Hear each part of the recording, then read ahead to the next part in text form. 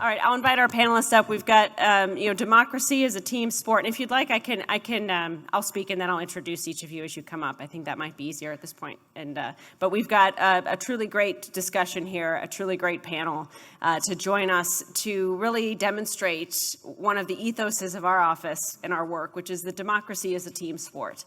And what you've been talking about over these last few days, I think, really emphasizes how everything we need to do to ensure that our state, our country, as New Deal leaders collectively is ready with us, leading the way to embrace the challenges of the incoming generation and prepare our world, our country, our globe to inherit everything that we have built, from our democracy to our educational system to our roads to everything in between. And it all starts and ends with access to the ballot box. And that's what we and I, as the chief election officer of the state of Michigan, but all of us together have really focused on building, particularly at a time when the challenges to our democracy have been breathtaking, to put it candidly. It's been really extraordinary to see at the same time where we in Michigan are trying to build and expand our democratic process, and indeed helping allies across the country do the same, where we're doing that in the midst of what has been one of the most coordinated, sustained, multifaceted, multi-state, multi-year attacks on our democracy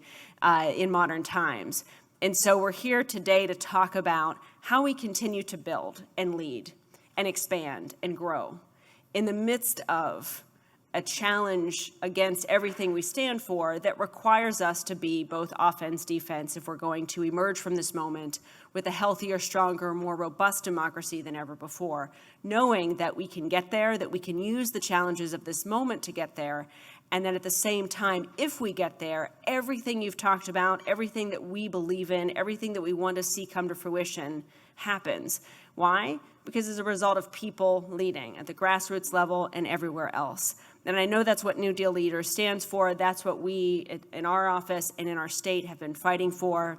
And the last thing I'll just emphasize is on that front, you've heard a lot about what we're doing in Michigan over these last 48 hours. You've seen it up close. We can't forget that while, yes, it is the product of some extraordinary leaders, frankly, on both sides of the aisle in many cases, but really pragmatic, bipartisan leadership and cooperation, getting things done. While that's real, all of it is made possible because Michigan has seen more voter engagement than ever before over this last decade. We have seen the highest turnout elections in our state's history, both in 2020 and in 2022. And while a lot of that success happens behind the scenes, and you're going to hear from people today, particularly Detroit City Clerk, who works tirelessly outside of the spotlight, Janice Winfrey is here to really ensure that everyone can trust that their voice will be heard and their vote will be counted, even as Detroit has sustained a really focused, racially sort of driven attack on its infrastructure and election system. Nevertheless, she has led with grace and grit and with partners like Reverend Stephen Bland, who you're also going to hear from today in the faith community, because we've demonstrated in Detroit that you can have healthy, successful, secure elections where the citizens can indeed trust the results when we're all working together to support our election administration community to make it happen. And then when that happens, all of the issues that we fight for come to fruition because we elect leaders who will listen to the very people who sent them to Washington, to Lansing, to the city council, and then they act in furtherance of the will of the people. So we say all that. I'm going to introduce our panel next, but I say all that with a great note of caution. We've got a lot of reasons to be optimistic right now and a lot of reasons to believe that all of us in this room can lead, but with the will of the people at our backs. And supporting us. But at the same time, we have to be clear-eyed about the storm we're walking into. It's been a storm that we've been in the midst of really since I came to office in 2018, probably even before then, beginning maybe even in 2016, maybe even before that. But we really saw the crux of it in 2020, when here in Detroit, people descended on what was then Cobo Hall, I think it was named. I lost track. It's now Huntington Place.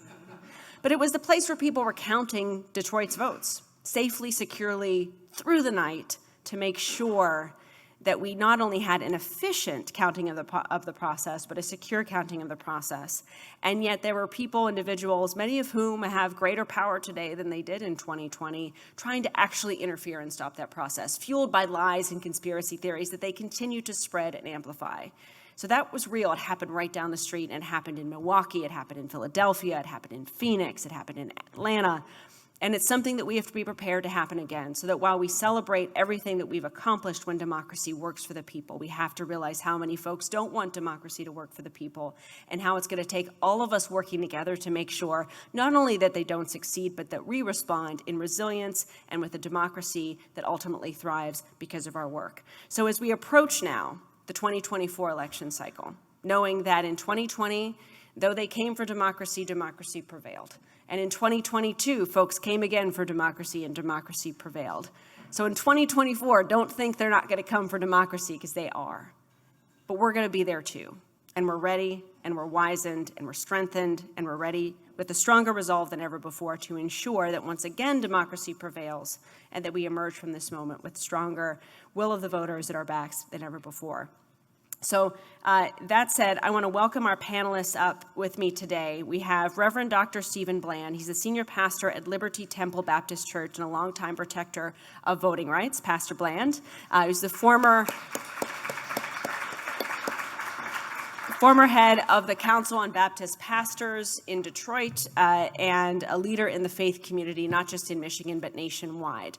We also have Reyna Walters-Morgan, the Director of Civic Engagement and Voter Protection at the Democratic National Committee, who has worked for years in the trenches and all around the country and here in Michigan to ensure that basic promise of one person, one vote in our Constitution is a reality for every citizen in our country. And we have our great Detroit City Clerk, Janice Winfrey, who has overseen the city's elections for nearly a decade, leading, as I said, with grace and with grit to ensure that we have a democracy that withstands the challenges in front of it, and that really ensures that voters have faith in the process. So all of these folks and all of us are going to talk about how we've worked together here in Michigan and how we continue to work nationwide to ensure that we're ready for 2024, but also that we are using everything that we've learned and overcome these last several years to ensure that we're ready for whatever challenges come our way. And the last thing I'll just mention as we open up our conversation is that there are many reasons for our success here in Michigan. One of it is the fact that in 2018, citizens amended our state constitution to create independent citizen-drawn districts in our state, as well as expanding voting rights to have no reason absentee voting and early voting, no reason absentee voting and same-day registration, and a lot of other policies in place. That helped us pave the way for a higher turnout than ever before in 2020 in the midst of a pandemic. And then in 2022, we saw again citizens organized to expand our democracy yet again, with this time now 9 days of early voting. So in all that to say is when citizens go to the polls in Michigan in 2024, they will be met with a plethora of options, new options, whether they want to vote early in person, absentee from home, return their ballot at a drop box or through the mail. If they can do that, they'll have a stamp because there's prepaid postage.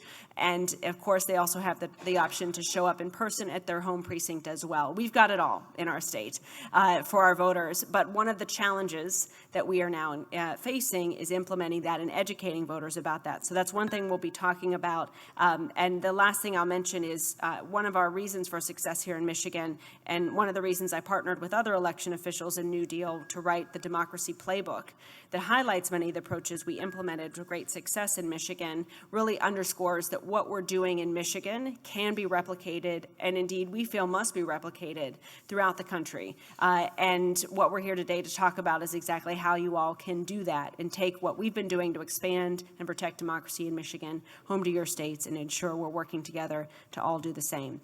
So I want to start with a few questions, and then we'll open it up for audience questions if there's time. So first, I'm interested, and we'll start with you, Clerk Winfrey, but I'm hoping each of you can talk about how the challenges to democracy that we've experienced over the last 5 years, really since 2020, or even before that, how has that impacted your work and your life? Can you hear me? Yeah. Yeah. How has the challenges impacted my work and my life? Well, first let me say I am so passionate about elections and ensuring that everyone, regardless of your political affiliation, has the right to vote and do so easily. However, 2020 almost made me quit, and I've been doing this since 2006.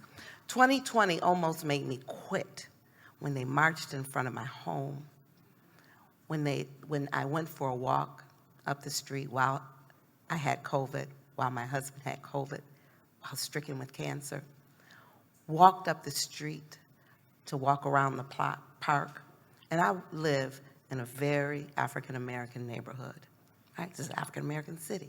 So when I see this big 6'3" Caucasian male come up to me, flinging his arms, asking me why I cheated and why did Trump lose, I nearly lost it. I nearly lost it. And I said, this isn't worth it for me. This isn't worth it for me. But then I got angry. And I said, you're not taking democracy from us. That's all we have. You're not taking that from us. So what do?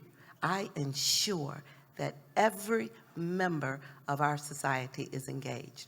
All the political parties I invite to our pressers and our workshops as we think about what we're going to do next.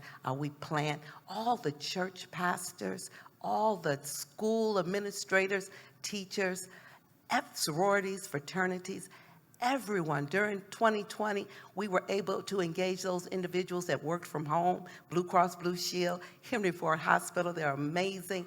We engage every last soul, and we will continue to do so that people are comfortable, because I found, and I'll stop, I found that ignorance leads to violence, right?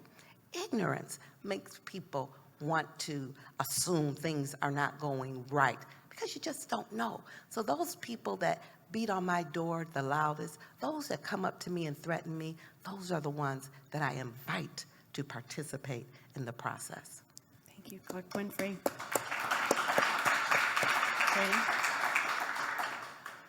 Well, to be very honest, good morning. Thank you for having me here. To be very honest, 5 years ago, I did not know what election subversion was.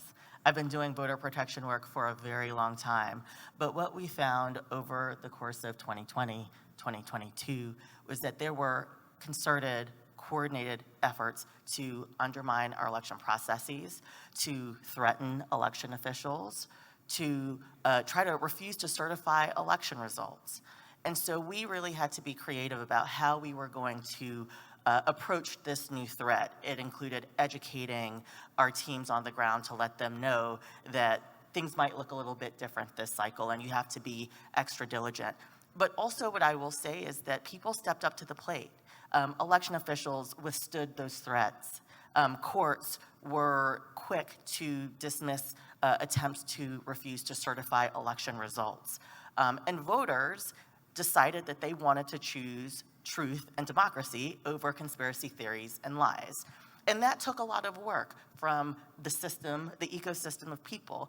On the political side, we did a lot of work to track a lot of that subversion activity that we saw. We did a lot of training for our teams, but we also really had candidates and helped candidates understand the messaging and the framing, because at the end of the day, it was about telling voters and selling the case to them about why they needed to care about these issues, and that the issues of subversion and suppression were not going away, and that it impacted every other aspect of their life.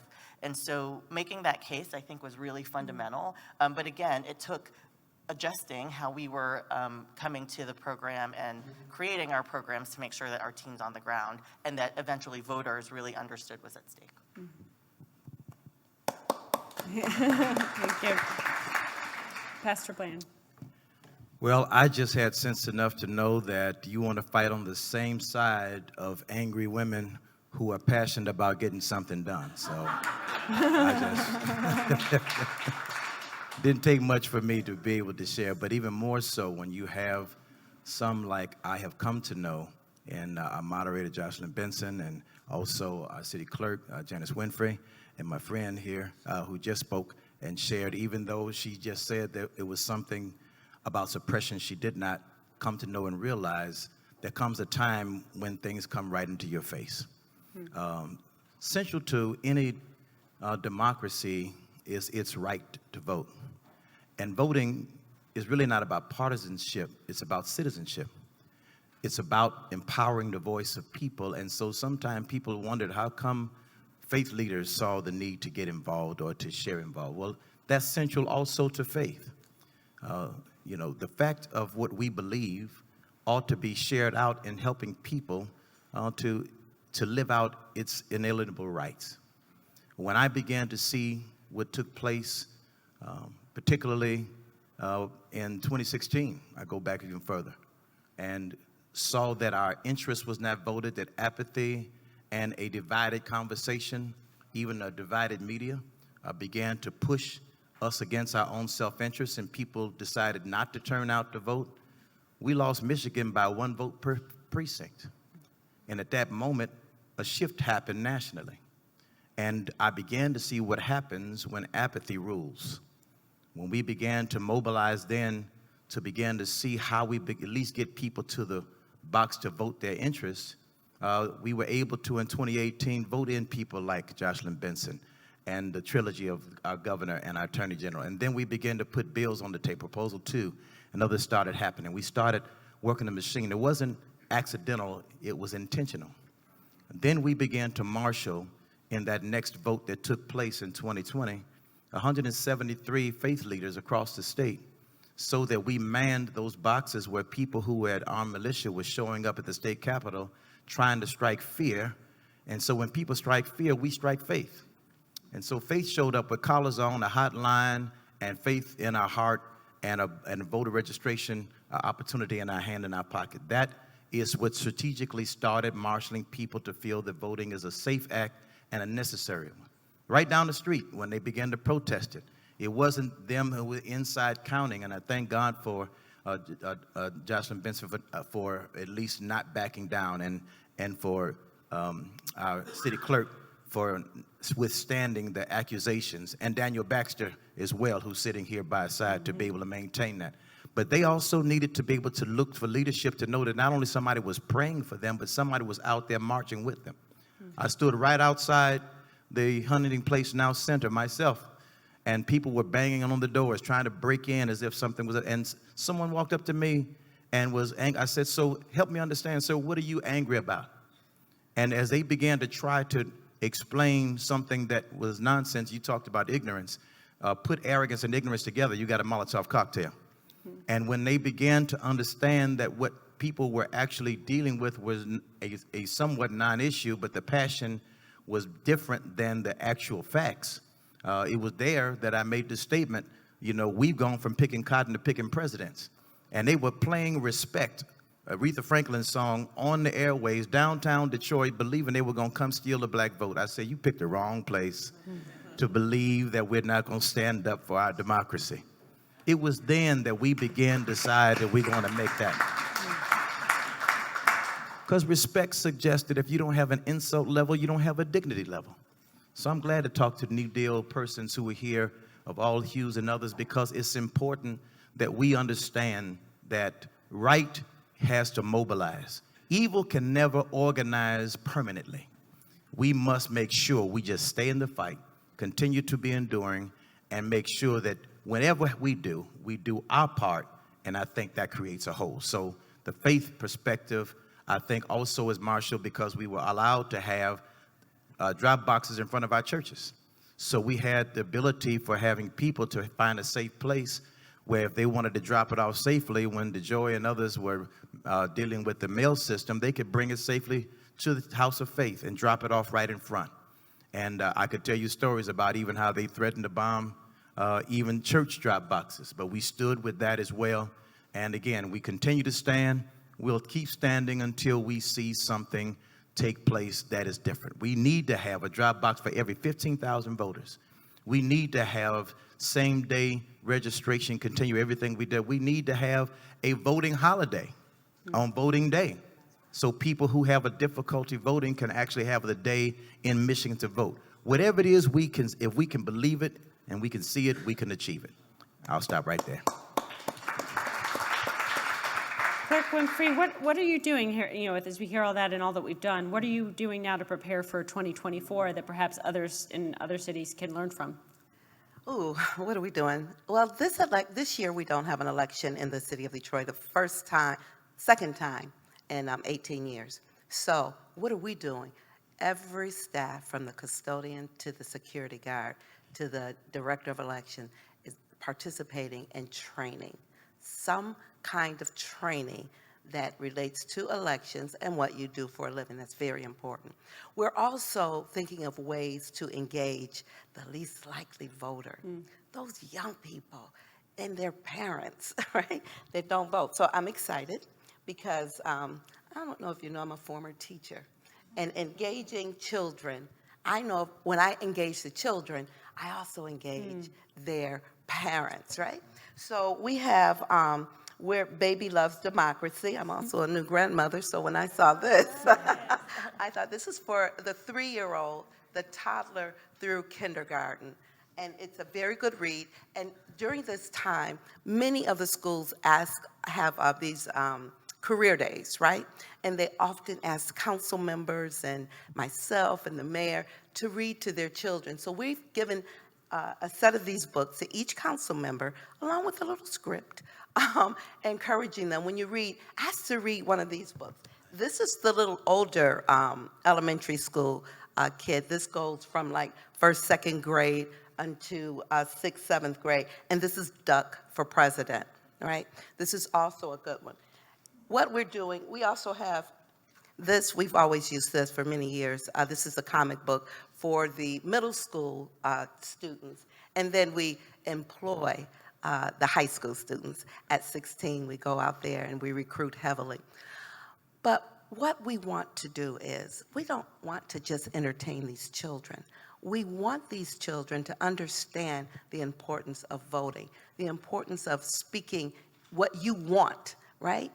And so during next year's election, we're going to really be in the schools with these books. And we're going to ask the students, around the week before elections, I have a lot of staff, we're going to ask the students to go home. We're going to ask the teachers, ask their students to go home and ask their parents if they voted, and if they can have that I voted sticker that they got from the precinct. And if they bring that I voted sticker to school, we'll let the the teacher determine how she will reward their student. I suggest things like letting them be captain for the day and stuff like that. But whatever the teacher, because we can't pay for votes, right? We can't do that. But we certainly can encourage our least likely voters to hear from their children, saying, "Mommy, Daddy, did you vote? Can I have the little sticker?" That's one of the things we're doing that I'm really, really excited about as we prepare. But I just want to go back to 2020 one more time, because I want Secretary Benson, I want her to know this. I don't think I shared this with her. But Cobo Hall was ground zero for us, right? Cobo Hall. It's been 3 different names. It's Huntington Center now. They were banging on the doors and blah, blah, blah. And we always have a press conference on Election Day, just to let people know what's going on. And Jocelyn calls me, she goes, "Janice, let's do it together." I said, "Okay, that's okay." She said, "We're going to have it at, usually we have it at my building or in front of her state building, somewhere like that." She said, "We're going to Cobo Hall." I said, "I'm not doing that." She said, I said, "Excuse me?" She said, "We're going to Huntington Place." In the midst of, you don't know what that's like, for us to show up, little bitty Jocelyn, little me. I'm scary. I don't know. With our leather jacket. I just have a big mouth. She said, "No, we're going to do this together." And she stood and held my hand. I said, "This little lady here, she is really, really brave." So I thank you for that. I don't know if I shared that story with you, but I was like, yes. face them head on, Jocelyn. We don't yield an inch.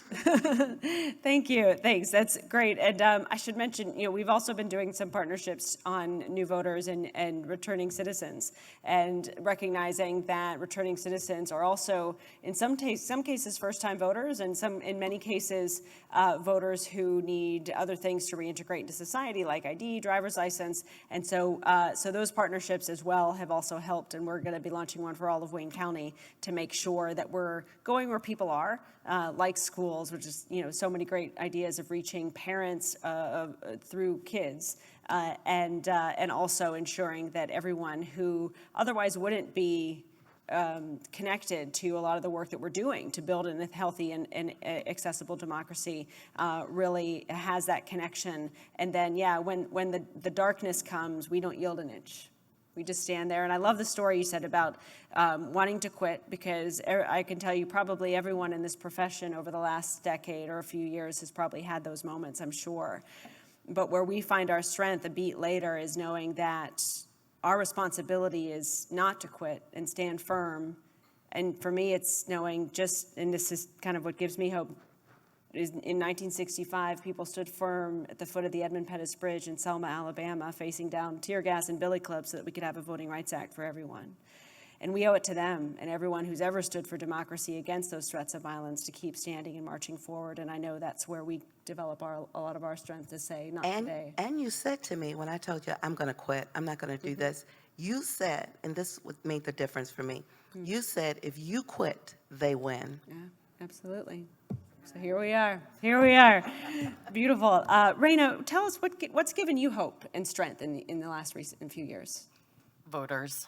Voters have given me a lot of hope and strength, despite the barrage of disinformation, despite former presidents trying to promote policies that would keep them from voting. Despite all of the challenges, voters are able to see through the lies, through the conspiracy theories, and vote for promoting and upholding our democracy. I am always just super, super thrilled, and it warms my heart when I see voters in places like Georgia who are standing in line for 5 hours, 10 hours, who, despite the fact that, people can't give them water while they're standing in line in sweltering heat, if you've ever been down to Atlanta, Georgia, they're bringing lawn chairs and their own snacks. And so the voters are stepping up. They're seeing what's happening, and that gives me hope. I'm also very hopeful about, quite frankly, the change in culture when it comes to thinking about what voter protection and voter rights programs look like. When I started doing this work, the whole notion of a voter protection program was 3 months before an election. We'll throw some lawyers on the ground, we'll throw some volunteers on the ground, and that's it. And we've really worked to try and change a culture of that. You cannot change systemic voting issues when you only put people on the ground 3 months before an election. The issues that you see happen year after year, location after location, you have to have people on the ground working on those issues during the off cycle. And the fact that people are recognizing that and really building towards that is really, really encouraging. In 2022, Democrats, not just the DNC, but Democrats across the ecosystem ran the largest voter protection program in a midterm in history. Over 100 staff on the ground in 26 states. That did not look the same in 2018. 2018 did not have nearly the breadth and the scope of engagement and, quite frankly, commitment. Vice President Harris announced in 2021 a $25 million I Will Vote initiative to combat voter suppression and election subversion. And that $25 million went to things like staffing and technology and infrastructure, litigation. So the commitment was there, and that is also very encouraging. I am very confident and hopeful that we're going to keep that same commitment and energy moving into 2024, because as you said, the work never stops. We have to keep defending our democracy cycle after cycle. Yeah. Thank you. And Pastor Bland, what have you found is the best way for local leaders, from pastors to other civic leaders, to get involved? I mean, you've been a real leader here in Detroit at getting others to stay engaged and get engaged, because Clerk Winfrey and her amazing team and our team at the Department of State, we can't do it alone. We need, and you've been a critical partner. How have you found a way to engage others who traditionally do election work to be involved in protecting our democracy? First of all, I think we have to have a continued sense of awareness of what's going on. Right now, even as we are here speaking at the Council of Baptist Pastors, we have gathered people from Lieutenant Governor to several people of levels of state, people who are community leaders and others, just to come together for a time of prayer, just to talk about, and they're praying for different things, issues of gun violence in our community, things that are going on. And there's about 20 different things, 20 different leaders just coming together to start the conversation and get in one room and pray. That is not the end all, that's the beginning. That begins the process, because prayers without policy change doesn't equal anything. We must put feet to our prayers. When we get up from praying, we've got to be moving. And so we have to have that which may move to protest. It may move to whatever it may be. But it does start with us understanding we're not as divided as we are disconnected. And if we can't find a way to connect, that's a difficult thing. So awareness of our history. What motivates me and keeps me going is my understanding that the sacrifices that I make, as much as I may think they are minimal compared to my ancestors and many other persons who gave up their literal life for what they're doing. I think that's one of the reasons why people are attacking the learning of history under this whole idea of woke and everything else, where people are shutting down civic learning and everything else. People who are detached from their history are doomed to repeat its mistakes, someone said. So we have to have a sense of knowing that if you don't have scars, you never reach stars.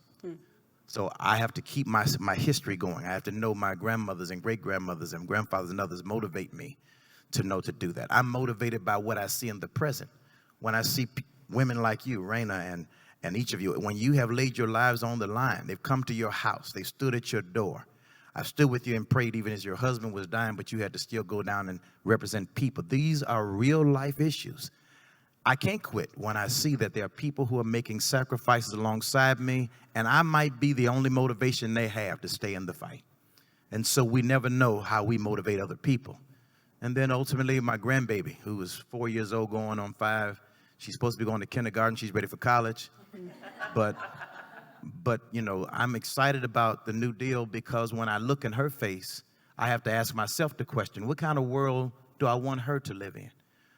What kind of impediments do I need to be moving so she has a clear path to whatever it is she wants to do in life? If it's not for me in this generation, what am I doing for her? Because somebody did it for me. I don't have to fight as hard because somebody else did, and I owe. And so I have to stay in there. I think we have to have that sense of the future.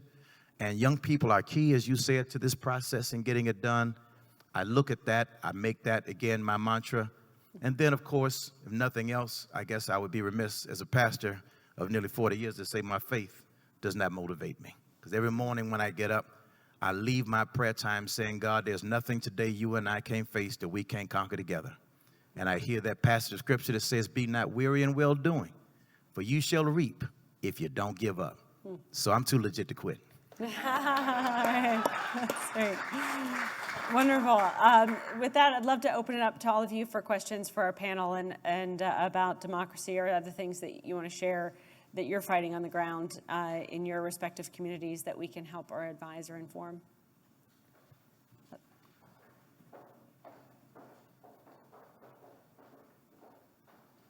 And please, if you have a question, just introduce yourself first and where you're from.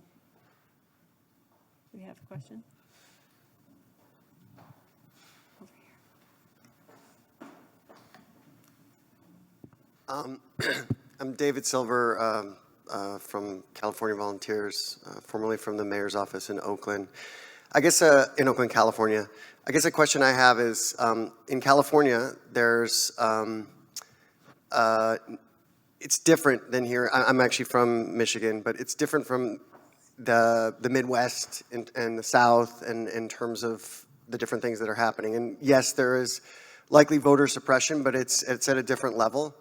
And my question is, what in states like California, where there is less than maybe in states like here, can we do before elections to support in areas where it is much more heightened? I would like to say the first thing to do is don't make the mistake to think it's going to stay like that. Michigan made that mistake. We never thought that we would be facing some of the things we faced, believing that it would never happen, that we wouldn't see Alabama and Mississippi and other type events here. But our governor had to literally stand at the NAACP banquet to sign 39 bills that came out immediately afterwards to fight voter suppression, and I couldn't tell the difference between that and Selma. And the challenge for us is to never assume that where we are will stay that way. You got to fight to keep things where they are as you continue to do the work to help others. And you must reach out and get involved with others. I've gone to Atlanta several times to help to deal with organizing there. Stacey Abrams is one of the baddest women I know in the world when it comes to organizing people. And I just wanted to learn, some things and help support some things she was doing as well, because I sometimes dumb down that what we do up here doesn't motivate them here. And sure enough, while I'm there working with them, seeing how I can help, I'm hearing stories about what happens in Michigan is motivating people there. And so there is a connectedness, and we must make sure that we don't think locally, we think globally. If it can happen in one place, it can happen anywhere. So again, I would just say be careful of making the assumption that California doesn't need it. I guarantee you it does. And I want to just say, additionally to everybody who is here, make sure you network with people from places that you don't know or people that you don't know, because those are the people you're going to need down the. So don't gather in places like this and stick with the people that you relate to. Go across ways and make it intentional to meet with people who are unlike you and don't live near you. And I'd just like to add, make sure and ensure that you all are active with your National League of Cities, Conference of Mayors, because those kinds of national groups are so important, and they're so helpful, because we're all broken down together in our own little areas, and we learn from each other. And we support each other that way. I have 2 points I wanted to make there. What we are seeing nationally is that there are groups that are focused on subversion efforts, suppression efforts, that are organizing at a hyper-local level. School boards, any sort of local election, they are organizing. And I think that's how it starts, right? Because it's one county board, it's one school board. But we see this trend happening in local elections and local municipalities and places all across the country. So one, make sure that you are aware of what's happening at those meetings, because those local election administrators are the ones who are responsible for ensuring that those elections are carried out equitably and fairly. There is a situation happening in Georgia as we speak, where there are efforts to organize around preventing an election denier from being the head of the election board in the most democratic county in the state. And so but also making sure that when you are in a position to make appointments to boards and commissions, that people on those boards understand their responsibility. It's not just the elected officials, but a lot of appointed officials have the capacity to influence elections, and making sure that they understand that they might get challenged by some crazy conspiracy theory that's popping up. They have to be ready to stand against that. The second piece, which is completely different from that aspect, but I think something very practical, is translation services. In 2022, the DNC invested in translation services and made those services available to state parties and state organizations. We translated over 300 pieces of voter education materials, and we got feedback that for many first-time voters, having that education material information accessible in their language made the difference and helped drive out drive-up turnout. So don't underestimate just the basic services of making sure that people understand in a native language to them how to vote, where to vote, the basics. So I would definitely encourage you to think about translation and how to serve those communities of color. That's great, and really underscores, I think, one of the things that we have seen glossed over since 2022, which is the wins of people who don't believe in democracy in many places throughout the country that are out of the spotlight. We have, and it's true, in every battleground state where an election denier was on the ballot at the local, at the state level. For Secretary of State, for example, they were unsuccessful, but that wasn't the case in many other states where whoever won the Republican primary then became the state's chief election officer, other positions. And so when I referenced earlier that a lot of the battles that we fought in 2020, even here in Michigan, but around the country, were against people who, and organizing that was happening outside official platforms. Now we see many local and even in some cases statewide officials who are there because they don't believe in democracy, and they ran on that, now being in a position of authority in 2024, and California and other parts of the West are no exception. And that's part of the strategy that's going to keep playing out at school boards and elsewhere that we all have to be vigilant of. So one of the things, and I think NewDEAL can help with this, and certainly part of the playbook was about this, is that we all need to be talking to each other across the country, right, knowing that what's happening here will happen there, as Pastor Bland said, but also when we get hit with something like, every clerk in Michigan recently got this sort of duplicative and very aggressive FOIA requests for information that may jeopardize election security if provided. Were we the only state? Were there other states? We only find that out. We only find out about the national coordination and who we're really fighting by talking to each other and coordinating with other states. So all that to say is we're all in this together. And the fights that we're fighting here in Michigan, and frankly, the wins that we're having in Michigan, are not restricted to our state boundaries at all, and nor should they, and nor should we look at it like that. And hopefully more conversations like this can help us identify common strategies that we can delve in together. And the last thing I'll add to that all is that one of the things we know we're all fighting is a battle over truth versus lies, conspiracy theories versus facts. And we can, wherever we are, use our positions of influence to, whether it's about our state or somewhere else, like we do this here about Arizona and Nevada, when other states have misinformation, we respond to that because we all have a voice that we can use to make sure the truth gets out to various audiences. And so one of the things that we're developing in Michigan that Pastor Bland and others are part of is a truth tellers task force at the state and local level to bring people, community leaders, business leaders, nonprofit leaders, faith leaders together to help use our respective spheres of influence to proactively get the truth out there about our democracy. If we have this in every state, there's not much ground for misinformation to take hold if we're all bringing ourselves together to push forward on the truth. So there's lots of opportunities like that that we can explore to work together and build partnerships to fight back against this era of misinformation. And Secretary Benson, might I say a word about that truth? I think that's such a great idea and a good platform to have, because one thing we have going against us now that we didn't have prior to is this social media piece where the spread of misinformation can be so rampant and get so many places.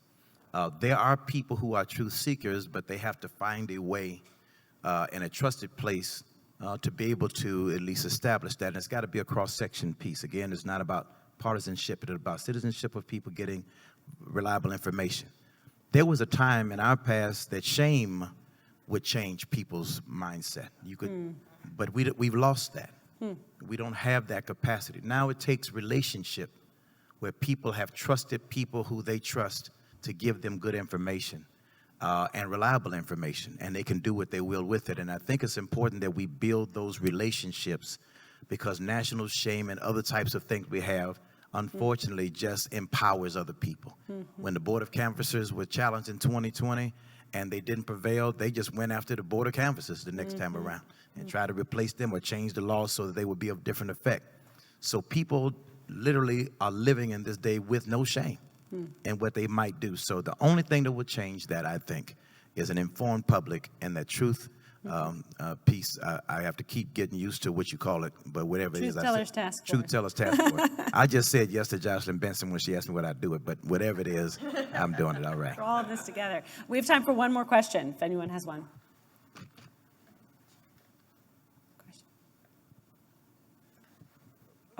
Sorry.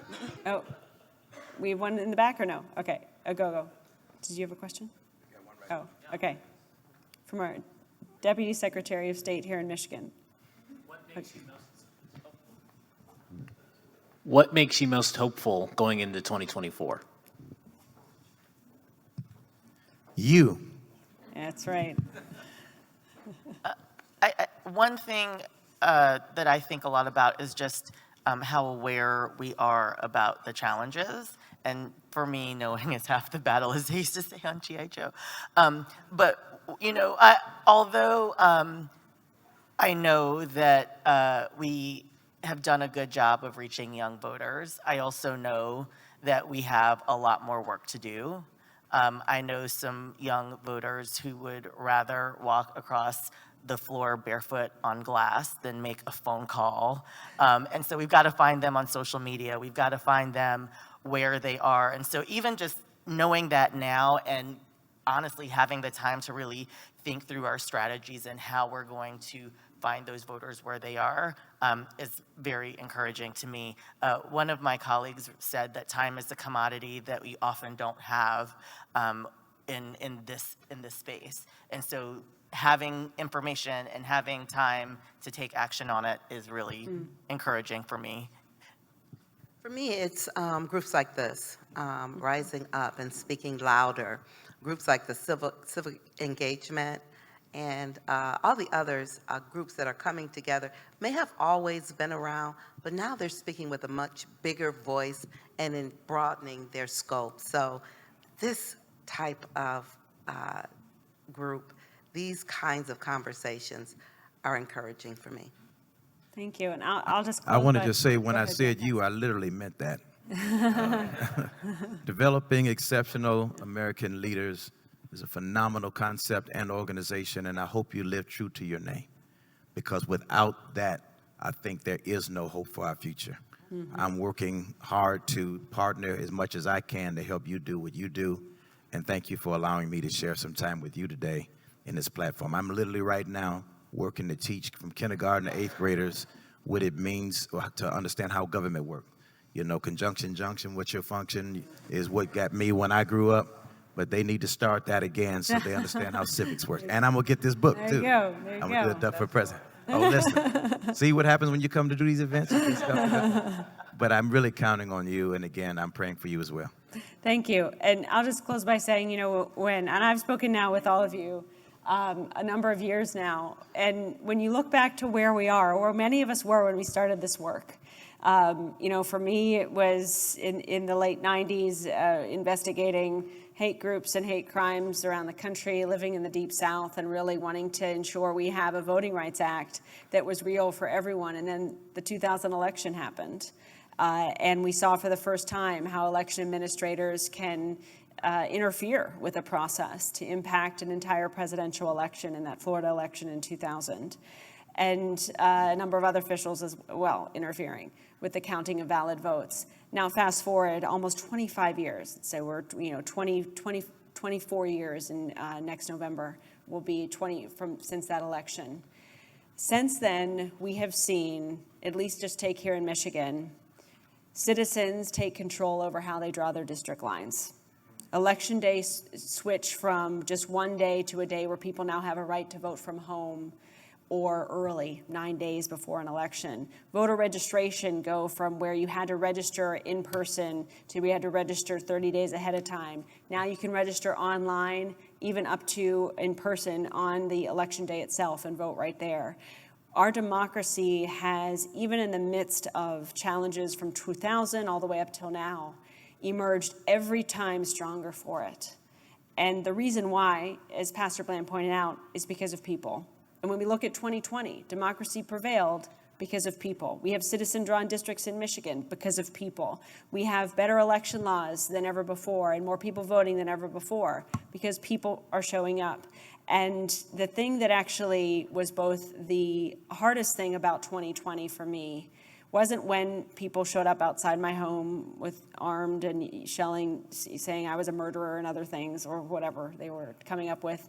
That wasn't the lowest moment for me.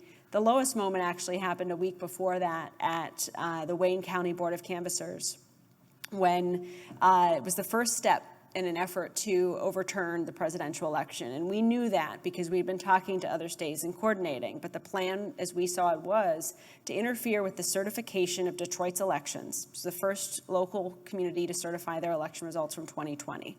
To stop that from happening, and then to stop or delay our state from being certified, and to use that delay, which it would have been just a delay. We had a plan to go through the courts and ensure the election was certified, but to use that delay to both cast enough doubt on our elections and push for delays or blocking certification in other states like Pennsylvania, which was happening 2 days later, to then make a path for an alternate slate of electors to be presented to Congress and adopted by then Vice President Mike Pence. I mean, there was a plan, and it all began in that Wayne County Board of Canvassers meeting. This is why the former president was calling the Wayne County Board of Canvassers and pressuring them not to certify the election. There was a plan. And I came home that night knowing, sort of seeing it all play out, and just sitting down in my in the foyer in my house, and just feeling that we had lost, meaning I didn't know what we could do at that point to ensure Wayne County's certification would happen. We knew it should, we knew the law required it, but you can't control what people are going to do at the end of the day. And then what happened that night is, though, even though we as officials had done everything we could to see the states and local elections certify, we weren't enough to get it over the finish line. What actually happened was that hundreds of people showed up, virtually and in person, peacefully, clearly, cogently, with truth on their side, with the law on their side, with the votes on their side, saying, certify our election. We, the people, demand it. Count our votes. Make sure our voices count. And that's what changed the whole trajectory of everything that happened after that. Those people who showed up. So that's what gives me hope. But that's what we have to remember as leaders, but also as part of a broader community, that our power and strength lies in people all throughout this state, all throughout this country, partnerships and everything in between, saying we're going to ensure the truth prevails, that democracy prevails. Every time we do that, it prevails. So let's keep that and find hope in that in the months ahead, going into 2024, knowing that we've got the truth on our side, we've got the law on our side, we've got the majority of the American people on the side of democracy. All we need to do is harness it and ensure that we're working together to pass the finish line together. So thank you all. I'll hand it back to our NewDEAL leaders.